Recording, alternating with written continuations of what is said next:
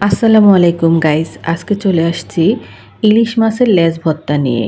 তো এখানে আমি মাওয়া ঘাটের মতো করে লেজ ভর্তাটা করব, আর ভিডিওটা স্কিপ না করে দেখার অনুরোধ রইল। তো সেদিন আমরা আসলে মাওয়া গিয়েছিলাম, তো ওখানে আর কি আপনার লেজ ভর্তাটা খেয়েছিলাম। তো ওনাদের থেকে আমি রেসিপিটা শিখে ওনাদের মতো করারই চেষ্টা করেছি। তো এখানে আমি প্রথমেই 3টা ইলিশ মাছের লেজ কেটে ধুয়ে নিছি, আর হালকা হলুদ আর লবণ দিয়ে মাছটাকে কড়া ভাজি করে নিব। তো কড়া ভাজি করার পরে এখন পালা আমার মাছের কাটাগুলো বাছতে হবে আপনার এমন করে যেন ছোট ছোট কাটাগুলো থেকে না যায়। যেহেতু সবার বাসায় বয়স্ক বা বাচ্চা আছে, সবাই ভর্তা পছন্দ করে, তো সেক্ষেত্রে আসলে মাছের কাটাটা একটু সাবধানের সাথেই বাছতে হয়। তো আমি এখানে দেখেন ভালো মতো করে কাটাগুলো বেছে নিচ্ছি, কারণ আমরা ওই দিন যখন মাওয়া ঘাটে ভর্তাটা খাইছি তখন কিছু কাটা থেকে গেছিল, কারণ ওনারা এত মানুষের লেজ ভর্তা করে বা প্রতিদিন এত ভর্তা বানাইতে হয় যে ওনারা এত ভালো করে কাটাগুলো বেছে দেয় নাই। তো আমার সাথে যেহেতু আমার ছেলে ছিল, ওর খেতে কষ্ট হয়েছে, তো আমরা ভাত খাওয়ার মাঝখানে আবার কাটা ফেলে ফেলে খেতে হয়েছে। তো এই জন্য আমি একটু সময় নিয়ে কাটাগুলো বেছে নেব আগে।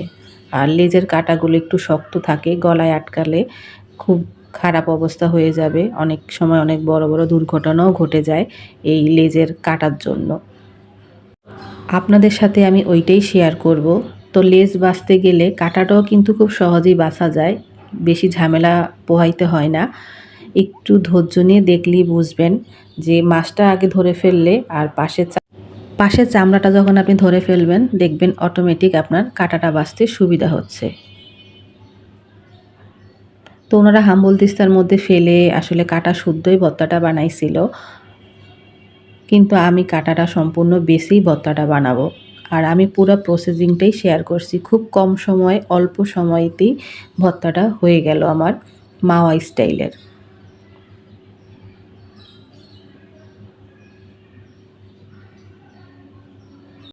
সত্যি বলতে ইলিশ মাছের লেজ ভর্তাটা অসাধারণ দুর্দান্ত একটা ভর্তা। আপনি পৃথিবীতে যত রকমের মাছ ভর্তাই খান না কেন বা অন্যান্য ভর্তাই খান না কেন, ইলিশ মাছের লেজ ভর্তার মতো কোনো ভর্তা আজ পর্যন্ত আমি তো খাই নাই। যদি আপনারা খেয়ে থাকেন অবশ্যই কমেন্ট করবেন।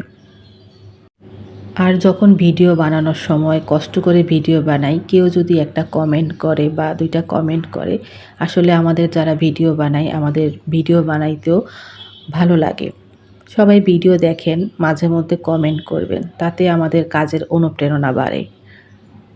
আপনারা যারা আমার চ্যানেলে পুরান আছেন তারা তো অবশ্যই ধন্যবাদ পান, তারা আমাকে দেখেন বা আমার ভিডিও পছন্দ করেন, সাবস্ক্রাইব করে রাখছেন।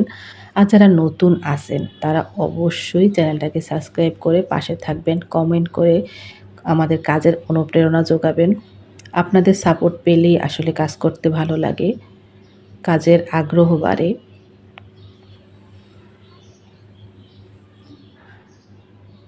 কারণ আমরা অনেক কষ্ট করে এক একটা ভিডিও বানাই, সেখানে কেউ কমেন্ট করলে, ভিডিও দেখলে আসলেই কাজের আগ্রহ বেড়ে যায়, আমাদের কাজ করতেও ভালো লাগে।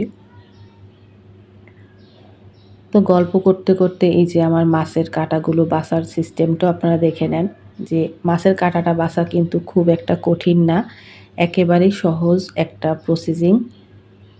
আর সময়ও বেশি লাগে না, খুব অল্প সময়তেই মাছের কাঁটা বাছা হয়ে যায়।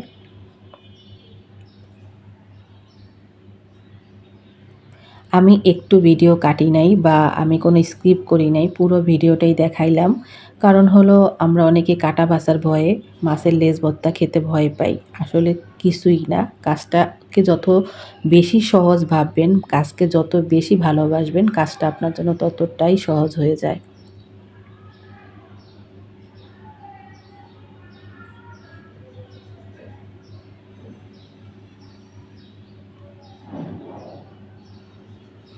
কাজকে ভালোবাসলে কাজটা করতে যেমন ভালো লাগে, কাজটা আমাদের জন্য তত বেশি সহজ হয়ে যায়। তো এই যে আমি পুরা মাছের কাঁটাগুলো ফেলে দিলাম, পুরা মাছটাই আমি নিয়ে নিলাম, কারণ আমার বাসায় লোকজন একটু বেশি থাকে, এজন্য আমার সব জিনিস একটু বেশি বেশি রান্না করতে হয়। আস্তে আস্তে বাছতে বাছতে কিন্তু আমার প্রায় লেজ বাছা হয়ে গেছে। এখন আরও একটা লেজ আছে।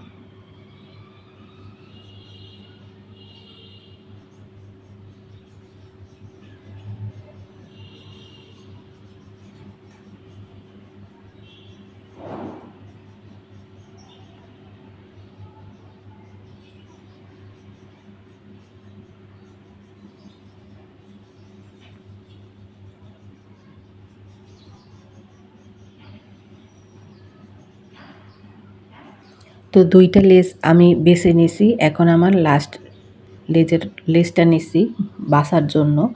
ওই একই প্রসেসিংয়ে আমি সবগুলো লেজ বেছে নেব।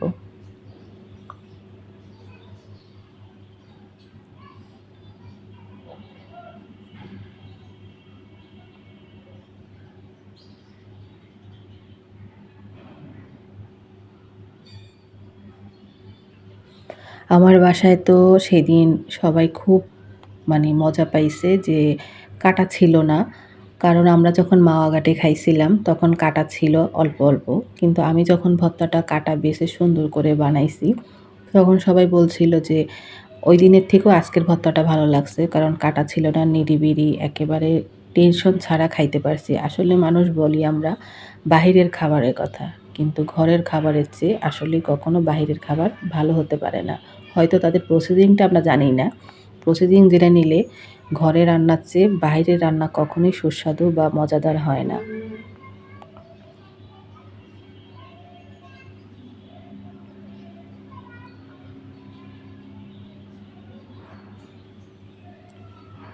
মাছ বাছা কিন্তু আমার প্রায় শেষের দিকে।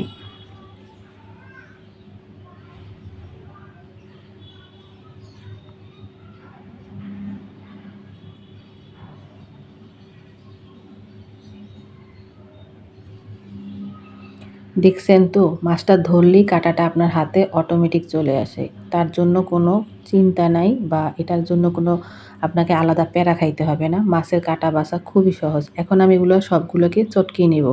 কারণ মাছগুলো তো একটু শক্ত আছে, ভাজা দিছি যেহেতু। তো সেহেতু এটা একটু শক্ত থাকবে। তা আগে আমি এটাকে একেবারে চটকিয়ে নেব। মাছটাকে যত গুঁড়া গুঁড়া করে ফেলবেন, তত মাছটা পেঁয়াজের সাথে মিশাইতে আপনার সুবিধা হবে।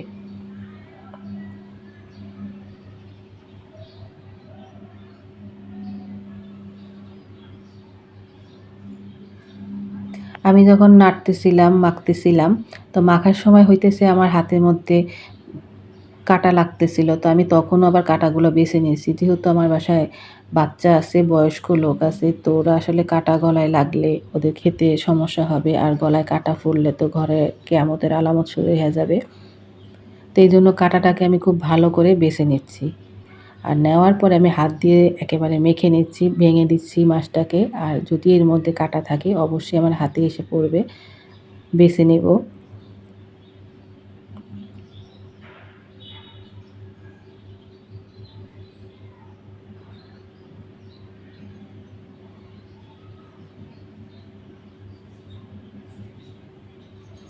আর ইলিশ মাছের কাঁটাগুলো সাদা সাদা এত ছোট ছোট হয়, অনেক সময় দেখা যায় না, বোঝা যায় না, কিন্তু গলায় যেয়ে ঠিকই আটকে যায়। তো এই জন্য সাবধানের সাথে একটু মাছগুলাকে বেছে নিতে হবে।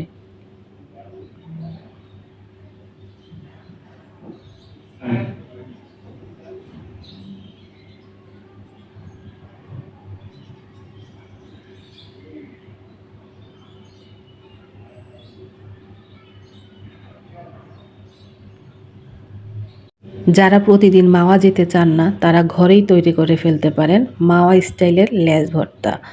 আর ঘরে যখন খুশি তখন খাওয়া যায়। আর প্রতিদিন যেয়ে তো আর মাওয়া খাওয়া যায় না। তো এই ভর্তার প্রসেসিংটা একবার শিখে রাখলে আপনি যখন খুশি তখন নিজের ঘরে বসেই এই লেজ ভর্তাটা করে ফেলতে পারেন আর নিজে আর নিজের পুরা ফ্যামিলি সহ গরম ভাতের সাথে খেতে পারেন। আলহামদুলিল্লাহ অনেক মজা।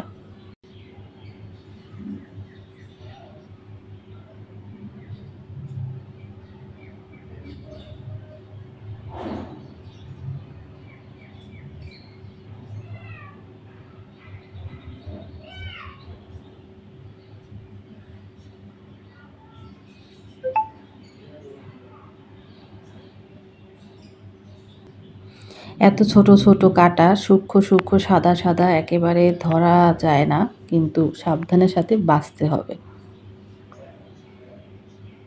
আর এই ছোট কাটা বা ছোট দেখলে হবে কি, এগুলা গলায় আটকাইলে তো খবর করে দেয়। ইলিশ মাছের কাটা কিন্তু একটু শক্ত হয়, দেখায় ছোট কিন্তু এগুলো প্রচুর শক্ত হয়, এগুলো গলায় আটকাইলে সহজে ছাড়তে চায় না। তখন ভাত খেয়ে আমরা অনেক সময় কাটাটাকে সরাইতে হয়। তো এখানে আমার মাছ চটকানো শেষ, একেবারে কাটা বাছাও শেষ প্রায়। তো এই যে আমার মাছের লেজটার কাটাগুলো আমি দেখাই দিলাম যে আমি পুরাটাই ফেলে দিছি, শুধু মাছটাই নিছি। এখন বাটিতে আমি মাছটা নিলাম, এখানে লবণ, মরিচের গুঁড়া, সরিষার তেল, পেঁয়াজ সবগুলো দিয়ে আমি মাখবো। তো ঝালটা আসলে যে যেরকম খান ওইভাবে নিলেই ভালো হয়। তা আমার বাসায় একটু ঝালটা বেশি খাই, সেহেতু আমি একটু মরিচটা বেশি নিছি। তারপর আমি ডেসক্রিপশন বক্সে আমার পরিমাণটাই আমি বলে দিব, এবার আপনারা আপনাদের মতো করে বাড়িয়ে কমিয়ে নিতে পারেন। তো এখানে আমি প্রায় 1.5 কাপের মতো পেঁয়াজ নিছি, স্বাদ মতো লবণ নিছি, আর মরিচ নিছি 2 টেবিল চামচের কম, মানে 1.5 টেবিল চামচের মতো নিছি। যেহেতু আমরা ঝালটা একটু বেশি পছন্দ করি সেহেতু ঝালটাই দিছি। আর সরিষার তেলটা আপনি আপনার স্বাদ মতো দিবেন, সমস্যা নাই। আর এখানে আমি একটু স্কিপ করে গেছি যেটা, সেটা হলো মাছ ভাজার তেল। তো অনেকে ভর্তার সাথে মাছ ভাজার তেল খেতে পছন্দ করে, আবার কেউ ভাতের সাথে। তো আমি ভাতের জন্য কিছুটা রাখছি, আর ভর্তার মধ্যেও আমি মাছ ভাজার তেল কিছুটা মিশিয়ে নিছি।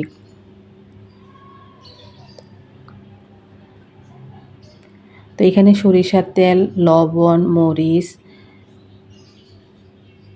মাছ সব কিছুই দেখানো হয়েছে, আর আমি পরিমাণটা আমার ডিসক্রিপশান বক্সে দিয়ে দিব। যারা আমার চ্যানেলে নতুন আছেন তারা অবশ্যই চ্যানেলটাকে সাবস্ক্রাইব করবেন আর কমেন্ট করতে ভুল করবেন না। আপনাদের কমেন্টই আমার কাজ করতে অনুপ্রেরণা জাগায়। তো মাখতে মাখতেও আসলে এখানে আমি কিছু কাটা পাইছি। তো এই জন্য বারবার বলতেছি যে লেজ ভর্তা খান, যেই বানান, আপু হন ভাইয়া হন, অবশ্যই সাবধানের সাথে ভর্তাটা করবেন, কারণ লেজ ভর্তাতে প্রচুর কাটা থাকে আর কাটা গলায় আটকাইলে বিপদ হয়ে যেতে পারে। তবে এই ভর্তাটা যারা একবার খাইছে তারাই জানে যে কি স্বাদ আর দুর্দান্ত ভর্তা হয়। তো এই ছিল আমার ভিডিও। আল্লাহ হাফেজ, সবাই ভালো থাকবেন।